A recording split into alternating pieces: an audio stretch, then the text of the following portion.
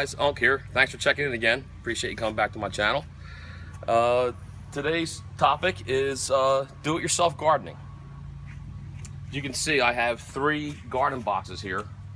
I don't have a good area in my backyard for your typical garden and rototilling up the lawn and all that stuff. Just seemed like a lot of work to me. So my father-in-law lives in out of state. He gave me the idea of building these garden boxes. He has them all around his house and they work well. All they are is I bought 3 8-foot 2x12s per garden box, and that makes a 4x8 gardening area. It's a leafy compost is the soil that I'm using, which I have a lot of living on the woods like I do, and I have a compost pile that I make myself in the backyard. So this is my 3rd year with this, and it's doing pretty good. We have a lot of fruits and vegetables we have growing. Right here are my tomato plants. You know, you generally plant those 18 to 24 inches apart to give them room to grow so they don't lap over each other. I like to make stakes and tie them up as they go. You can see I have a lot of nice tomatoes coming in here. Good for canning. Tomatoes and mozzarella, which I love.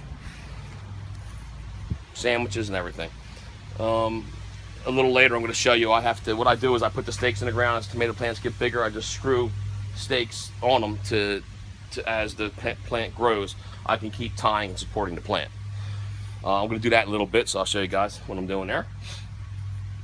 Here I have my green peppers and I have my orange peppers. You can see I have some peppers growing on these already. We already harvested a couple from them. Same thing, they don't get as tall as tomato plants. I like to stake those as well, and when they start getting a little bit bigger, I'll start tying them off too so they don't fall or bend over. Back here we have our watermelons. We already have some watermelons growing up. They'll grow to about 12 inches, 8 to 12 inches around. I'm a little late on my garden this year, so everything isn't really fully grown in yet because I had a lot of work going on around here this year. Back here we have a blueberry plant.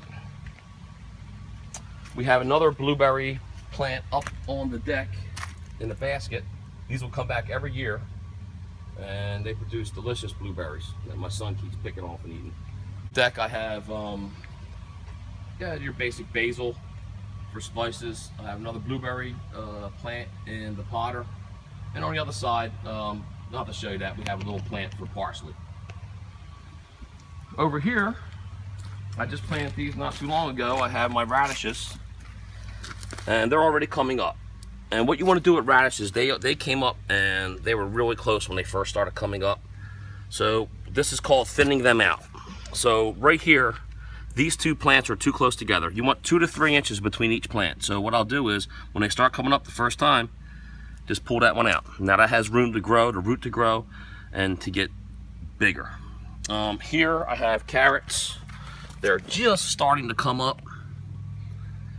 Just starting to come up in these rows here. You do the same thing with those. When they grow up, there'll be a bunch of them all together because they're really small seeds.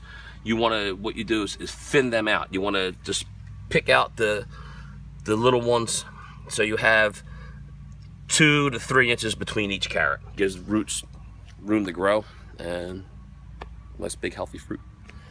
Over here are my cucumber plants.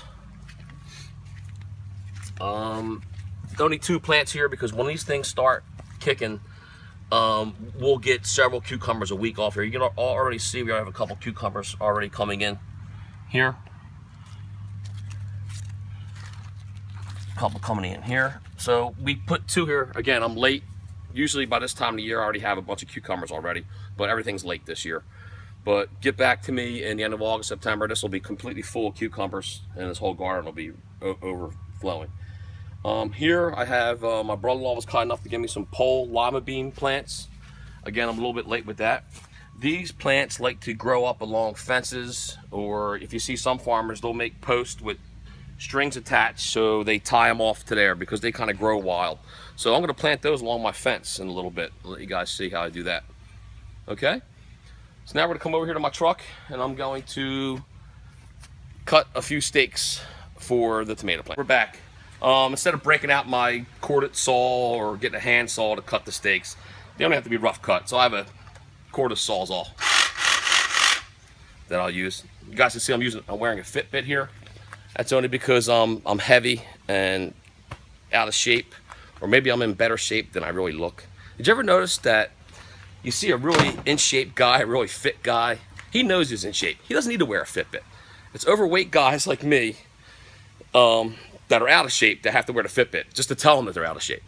So, you know, I spend $150 just for this thing to tell me I'm out of shape all the time, basically is what it does. Okay, so I wear it anyhow. It's really an expensive watch because I just look at it for time all the time. And then if somebody's getting me aggravated, I check my heart rate. You see, right now I'm at about 100. It's not bad. I'm moving around and going crazy. But I'm sorry, I get distracted very easily. But here we go. I'm going to cut the steaks. I'll cut another one roughly the same size. We get 3 of them about the same size. I only need 2 for right now. I'll save the other one for future.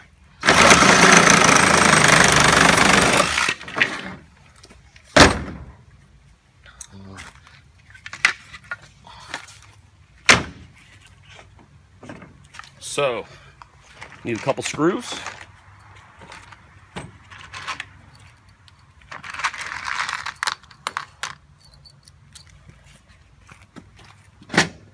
And my impact driver. Hey, all right guys, we're back. Now I'm just adding some height to my steaks. So I'll go right next to my original steak. Actually, what I want to do first is I know where the screw's going now because I held it up there. I'll get a couple screws started. It's easier to get them started than to try and get it started while you're trying to hold it in place. And this is where I showed you in my recent video that I posted that this screw finder, the screw guide, really helps driving screws because I can put it on there like that. A lot of times if you don't have this, just a regular bit, you'll be driving a screw and you'll drive it in and you'll miss and you'll jam it into the wood. This alleviates that problem. You put it on the screw, you put the sleeve over top of there like that. You know it's going to guide the screw straight into the wood and it's not going to miss or strip or anything. When you get close to setting it, you just... Okay, same thing down here at the bottom. Try and make it a little straighter.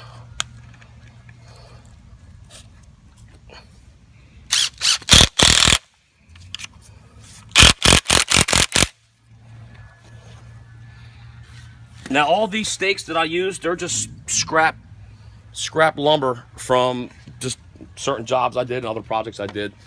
And instead of throwing it away, I'm just recycling it. Good for your environment and good for me.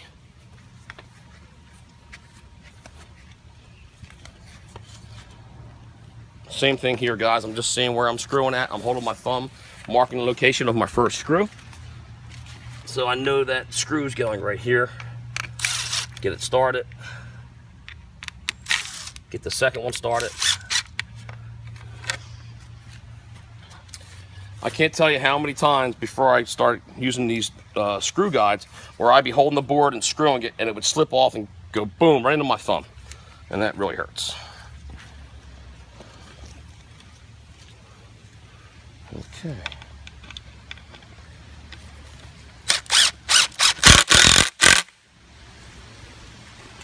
And there you go, guys.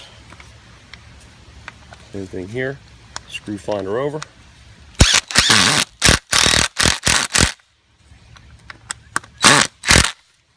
Okay, so now what I like to do,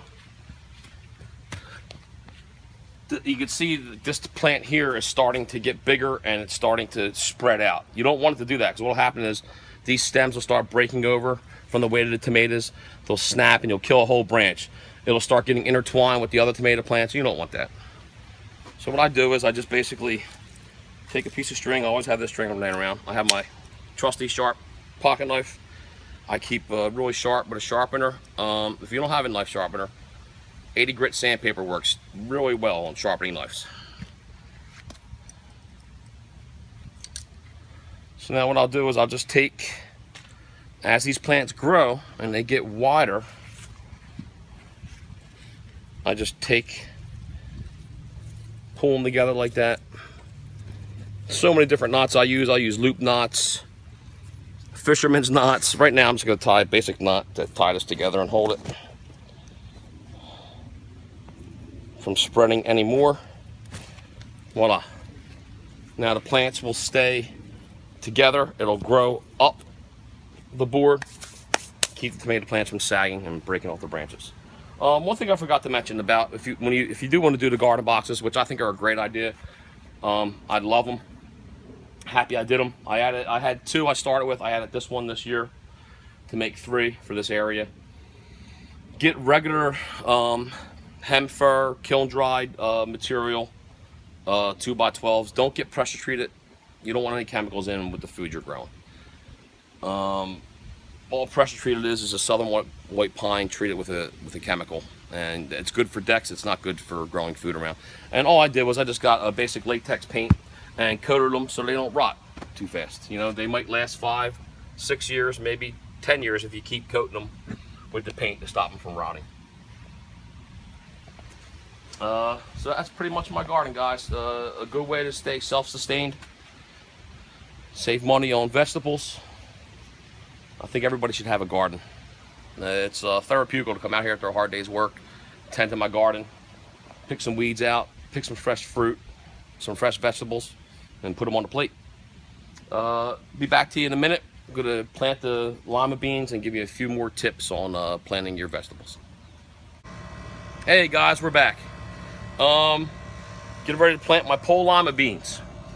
Like I said before, I'm planting them along my fence so they have something to grab to and grow around. I'm going to take my old tiki torch out of the way from last year and get that out of here because I need to get some new ones anyhow.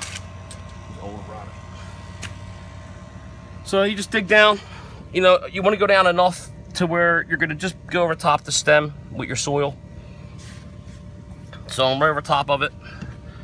What I have here, guys, it smells nasty. It is nasty. It's chicken manure. Great fertilizer for anything you plant. When you do your tomato plants, you use just a scoop of the chicken manure, probably, you know, enough to fit in your little garden shovel, like that, maybe a little more. You put that in first with your tomato plants, and you also, I usually save, when I do my tomato plants, I save my eggshells for a little bit, and you do like 1 eggshell on each tomato plant for the calcium. That's why my tomato plants are looking so good right now. Chicken manure and the calcium in the eggshells for the tomato plants. You don't need the eggshells for the pole lima beans, just the chicken manure. So I got my hole dug. Throw my chicken manure in there. And what I do is, I get a lot of tricks because there's a lot of farmers near me. My brother-in-law's a farmer. I see a lot of farmers at the stores, and I get all the really good tricks from them that most people don't know.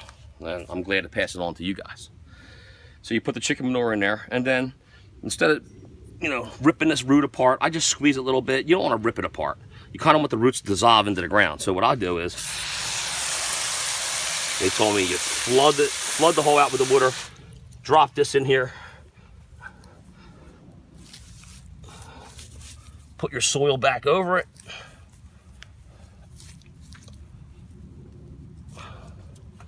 Voila, your beans planted. Plenty of water, and the roots are set. Okay, ladies and gentlemen, that's it for today. Please do me a favor and like my videos. Subscribe to my channel. It gives me more incentive to come out and make more videos. And I'll see you on the next one.